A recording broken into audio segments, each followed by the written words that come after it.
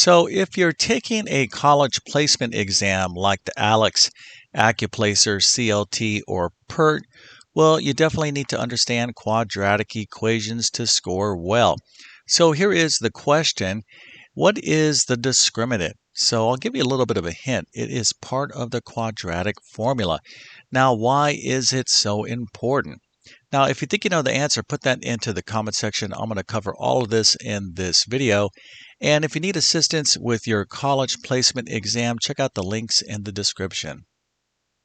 All right, so what is the quadratic formula? Well, the quadratic formula allows us to solve any quadratic equation. Now, not to kind of go off on a tangent, but when you have a quadratic equation, something like this, there are different techniques that we can try to apply to solve this equation. Okay. Now, again, this is a big separate topic. Actually, the study of quadratic equations, quadratic functions, is typically a whole unit, a whole full chapter in most algebra courses, with at least like 6 or 7 different sections in that chapter. So this is a big topic. But in general, when you have a quadratic equation, you can always solve it using the quadratic formula. Okay. So if you don't know what a quadratic equation is, very in a real kind of simple terms, it is a second degree polynomial equation. In other words, the highest power of the variable in this equation is 2. And that indicates to us that there will be 2 solutions. Okay, this is another very important thing in algebra, something called the fundamental theorem of algebra. But that basically states is whatever the highest power is of your polynomial equation, and here we have a second degree polynomial equation. By definition, this is a quadratic equation. This is how many solutions we will have. Now, what type of solutions? Well, that is what we're going to be talking about in just 1 second. But let's go over here and let's suppose that we wanted to solve this quadratic equation using the quadratic formula. Well, in order to do that, we need to make sure that this equation is written in what we call standard form, and that is highest to lowest power. So in other words, we have our x squared here, we have x here, and then we have our number here. So, and this is equal to 0. This equation is written in standard form. Now, once you have an equation, a quadratic equation written in standard form, what we're going to do is look at the coefficients. These are the numbers in front of the variables. So the 5 here, okay, that's what we call our leading coefficient. This is our leading term, but this is going to be our A in the quadratic formula. Okay, in other words, the leading coefficient, the number in front of the x squared or y squared doesn't make a difference, is going to be what A is going to be equal to. Okay, so ax squared plus bx plus c, this is what we call a quadratic equation written in general form, or general quadratic equation written in standard form, excuse me. Okay, but here A is going to be equal to 5, and then the number in front of the x term, okay, or the linear term, or the term that's to the first power, this is what B is equal to. So here B would be equal to 3, and then C is always our constant value, so in this case C would be equal to 7. Okay, so we have A is equal to 5, B is equal to 3, and C is equal to 7. So we can solve this quadratic equation by using the quadratic formula right here. So we're going to plug in these various A, B, and C values into the formula. So we have minus B plus or minus the square root of B squared minus 4AC all over 2A. And when we do all this simplification, we will get the solutions to this quadratic equation. Okay, so I got to make sure you understand that before I tell you what the discriminant is. So if you're like, yes, Mr. YouTube Math Man, I understand all that, that is fantastic. So let's go ahead and answer the question, what is the discriminant? Well, the discriminant is a part of the quadratic formula, and it's this part right here. B squared minus 4AC, this part of the quadratic formula is called the discriminant. Okay, so if you answer that, that is fantastic. I would say I would give you maybe like 5 out of 10 points on your quiz, because now we need to understand what is the discriminant. Well, we kind of already defined it, but why is it so important? So let's go and talk about that right now. And the discriminant is so important because it tells us the type of roots or solutions we will have. Okay, and there's basically three different scenarios. Let's go ahead and take a look at right now. So the discriminant is defined as b squared minus 4ac, and of course this is this part of the quadratic formula, and it will determine, or helps us determine or identify what type of solutions that we have. Now remember, kind of going all the way back up here, that I said that every quadratic equation will have two solutions, okay?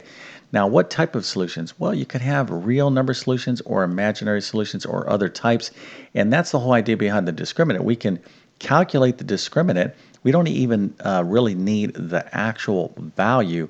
What we need to know is the sign. So let's go ahead and talk about this right now. So if the discriminant is a positive number, okay, if the discriminant is greater than 0, meaning that it's a positive number, you will have two real number solutions. And we're going to look at this graphically real quick. But let's suppose this part of the quadratic formula, when we're working it, we get the square root of, let's say, 25, a positive 25. So we can take the square root of this positive 25, and this will be equal to positive negative 5. Okay, but positive 25 is it's a positive value, so we're not really concerned about the actual number. We just we're concerned about the sign.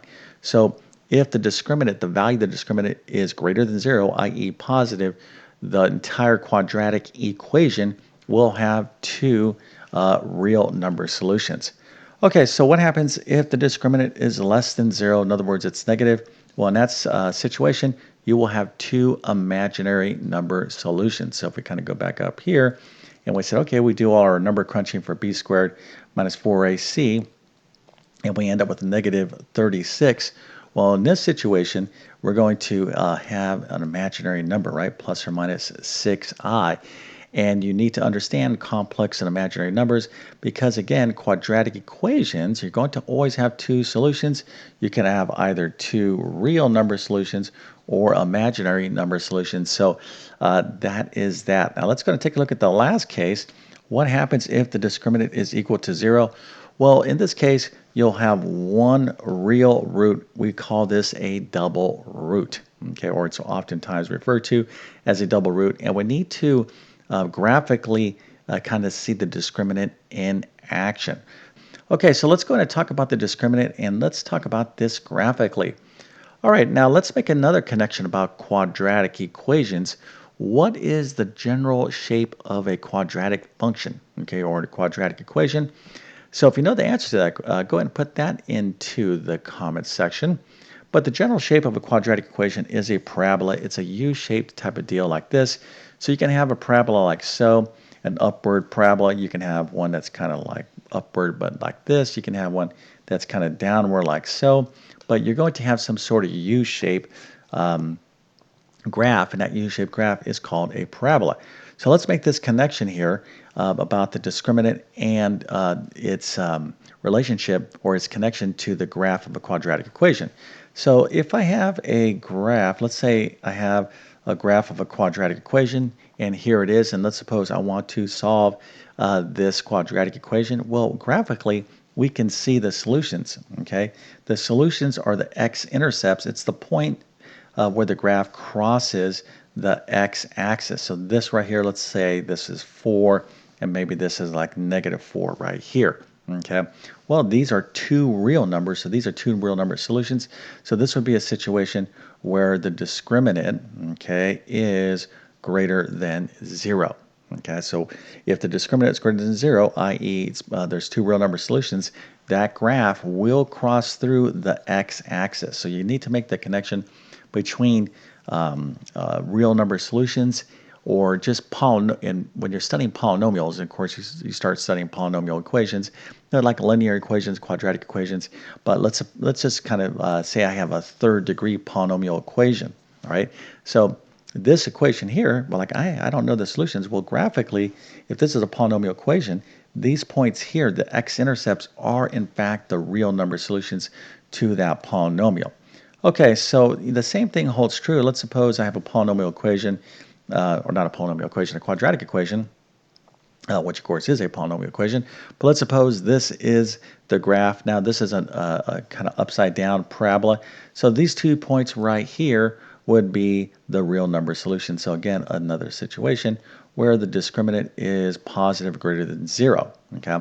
So if you're calculating the discriminant and you have to also graph the parabola for that equation, you need to make sure that, hey, yes, this graph is going to have to cross through the x-axis at these points, and these 2 points right here would be the real number solutions. Okay, so that is that. Let's go ahead and talk about let me get my x-axis my x-axis got messed up here. I can't even say x-axis. Let me see if I can fix this up. Right there, that's a little bit better. Okay, so let's talk about when the discriminant is negative. All right, so when the discriminant is negative, it would be a situation like this. Okay, so here is our parabola, or maybe like this, an upside down parabola. Here, clearly the parabola is not crossing the x-axis. So because it's not crossing the x-axis, it has no real number solutions. So these are examples where a quadratic equation will have imaginary number solutions. So the discriminant would be less than 0 or negative. Okay, so here and here. Okay, so hopefully this makes sense. Again, remember there's a connection between the graph and the type of roots. This is a big topic, but you don't have to even graph the quadratic equation that you're trying to solve. You could just look at that discriminant. If you already have your equation in standard form, it's going to go up here real quick, and I'll get back to this last situation right here.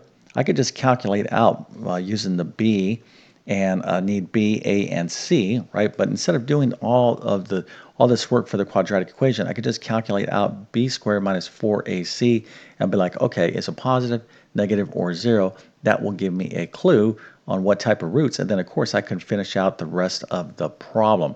So when you do solve quadratic equations using the quadratic formula, you want to keep in mind the discriminant. Okay, so let's talk about this last situation right here. When the discriminant is equal to 0, that's one real root or a double root. So that is a situation where the parabola bounces off the x-axis, something like this. Okay, so it's just going to bounce at one point. So let's say this is -7, or this right here is 8. Okay, it's bouncing. Now remember, we talked about quadratic equations having 2 solutions. So what would be the 2 solutions? Well, x1 would be +8, and the second solution would also be +8. Okay, so it's one real number, but it represents a double root, 2 solutions. And graphically, you see that when your parabola bounces off the x-axis, and of course that would be the same situation right here. X is equal to -7 and -7. Don't forget to like and subscribe. And with that being said, I definitely wish you all the best in your mathematics adventures. Thank you for your time, and have a great day.